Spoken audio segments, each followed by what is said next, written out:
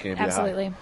As our team one, the International Space Education Institute from Germany goes out on the course. They are approaching the hummocky terrain.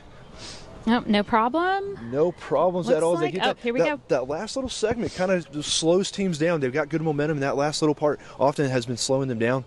Yeah, there's their rover off balance a little bit. They got to work to get it back on track, but no problem for these guys.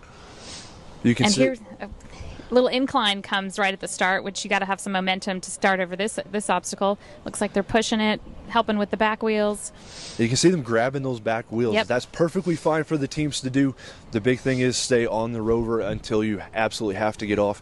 Once your feet touch the ground, that is a point penalty. Making their way through the chicane, they'll be coming up to the crater with ejecta right now.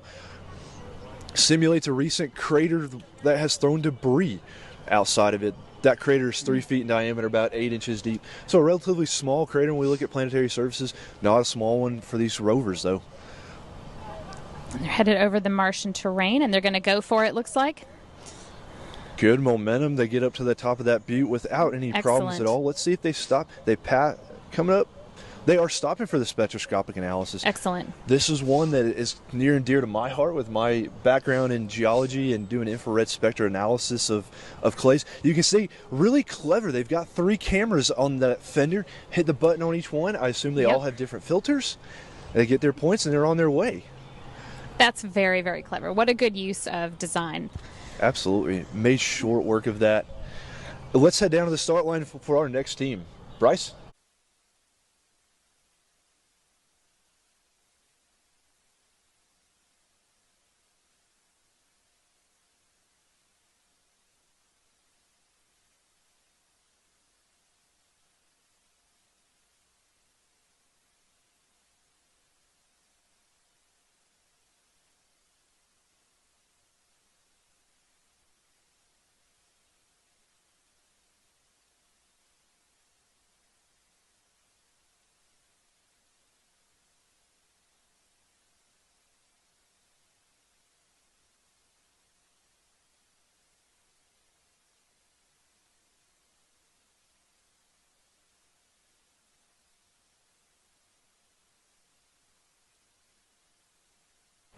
Thanks, Bryce. We wish Mayfield the best of luck. We're looking at team number 1. You can see they are planting the flag right now. The driver popping off and getting that picture of the rover and his fellow driver with there. That's more points than just planting the flag. That's one that I know I would have to plant a flag on. That's just so cool. It is very cool. You can see a little bumpy terrain here, but this is not slowing this team down at all. No, and that lunar terrain is really designed. It's a natural part of one of the exhibits here. About 15 inches of ground clearance. How can the rovers make it over there without getting stuck?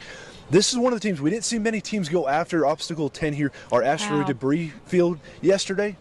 They made quick work of it, no problems at all. No, and that's a tough one. It's got some pretty big gaps that can easily trap one of these wheels. And we talked to a team yesterday who said they were planning on bypassing that for that exact reason. They were worried about getting stuck on top. Mm-hmm. Tilted craters, no problems for team number 1. Now this hill, now Janet, we're both runners. This hill at the end of a half mile, that's pretty brutal to come up. Yep. No momentum coming around that corner. You just got to go for it. You can say they are pushing.